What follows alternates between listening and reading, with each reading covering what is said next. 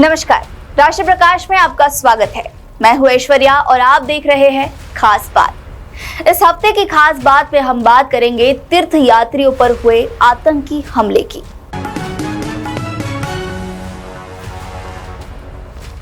जम्मू कश्मीर में आतंकी हमलों पर अंकुश लगाना चुनौती बना हुआ है। हालांकि केंद्र सरकार का दावा है कि धारा 370 हटाने के बाद दहशतगर्दी में भारी कमी आई है और आतंकी संगठन कुछ इलाकों तक सिमट कर रह गए हैं।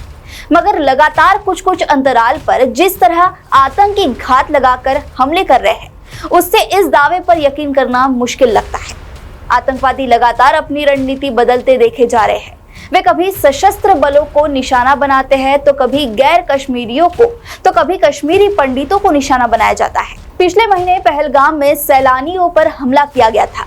अब कटरा जा रही श्रद्धालुओं से भरी एक बस को निशाना बनाया गया, जिसके चलते बस खाई में गिर गई। इसमें 9 लोगों की मौत हो गई और 41 से अधिक लोग घायल हैं।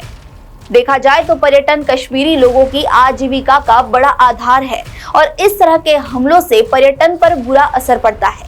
ऐसे हमले 90 के दशक में भी बढ़ गए थे और पिछले कुछ अरसे से सैलानियों को निशाना नहीं बनाया जा रहा था और अब ऐसा दोबारा हो रहा है, तो इसकी वजह भी साफ है। पर्यटकों पर हमले के पीछे आतंकवादी संगठनों का असल मकसद घाटी में बाहर के लोगों की आवाजाही रोकना होता है।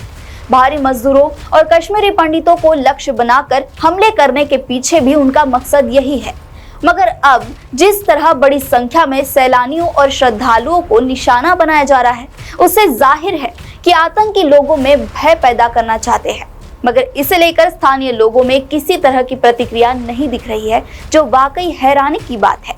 कश्मीर में पिछले 10 वर्षों में बेशक पत्थरबाजी और आंदोलन वगैरह की घटनाएं कम हुई है, आतंकी हमलों में मरने वालों की संख्या भी घटी है, मगर हकीकत यही है कि दहशतगर्दी किसी भी रूप में कम नहीं हुई है।